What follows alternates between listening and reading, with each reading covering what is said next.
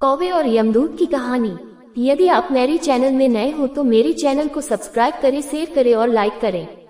धन्यवाद। एक कौवे को देखकर यमदूत रोज मुस्कुराता था। कौवे को लगा मौत नजदीक आ गई है। उसका मित्र गरुड़ उसे हजारों योजन दूर ले गया, लेकिन वहाँ खुला यमदूत की मुस्कुराहट का रहस्य। एक कौवे की गरुड़ से दोस्ती हो गई। दोनों काफी समय साथ गुजारते थे। उनमें मित्रता इतनी गहरी हो गई थी कि आपस में कभी कोई बात नहीं छिपाते थे। एक दिन दोनों एक नदी के किनारे पेड़ पर बैठे बात कर रहे थे, तभी एक यमदूत उधर से गुजरा। वो कौवे को देखकर मुस्कुराया।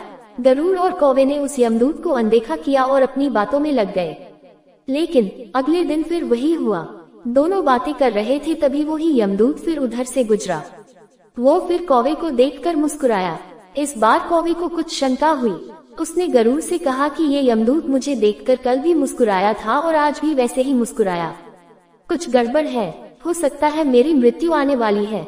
गरुड़ ने उसे समझाया कि ऐसा कुछ नहीं है, ये एक संयोग भी हो सकता है, तुम चिंता मत करो। 2-3 और ऐसे ही निकले। रोज यमदूत कौवे को देखकर मुस्कुराता। अब तो कौवे को यकीन हो गया कि निश्चित ही मेरी मौत नजदीक है। उसने गरुड़ से कहा, मित्र, मैं मरना नहीं चाहता, लेकिन ये यमदूत जरूर 1-2 दिन में मेरे प्राण निकाल कर ले जाएगा। ये रोज ही मुझे देखकर मुस्कुराता है। गरुड़ को भी लगा कि हो सकता है कौवे का शक सही हो। उसने कौवे को धैर्य बंधाया।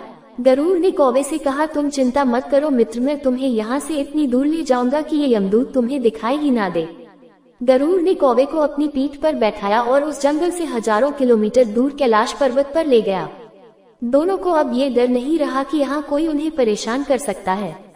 लेकिन वे जैसे ही कैलाश पर्वत पर पहुंचकर एक गुफा तक पहुंचे, वहां वो यमदूत पहले से ही मौजूद था।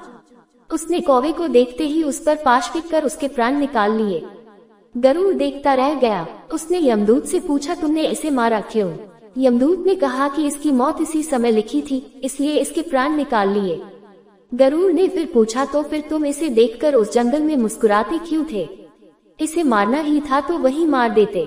यमदूत ने जवाब दिया, इसकी मौत कैलाश पर्वत पर ही लिखी थी, लेकिन 4-5 दिन पहले इसे उस जंगल में देखकर मुझे ये आश्चर्य हो रहा था कि ये इतने कम समय में वहां पहुंचेगा कैसे, क्योंकि इसके पंख भी छोटे हैं और ये लंबी उड़ान भी नहीं भर सकता, तो हजारों योजन दूर कैलाश तक ये पहुंचेगा कैसा?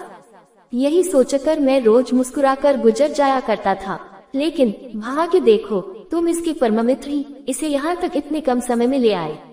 कहानी की सीख, जीवन और मृत्यु भाग्य की ही बात है, इससे कहीं भी छिपा या बचा नहीं जा सकता। जब तक जिंदगी है तब तक कोई आपको मार नहीं सकता, लेकिन अगर मृत्यु निकट हो तो कोई कोशिश आपको बचा नहीं सकती। पूरी कहानी सुनने के लिए धन्यवाद।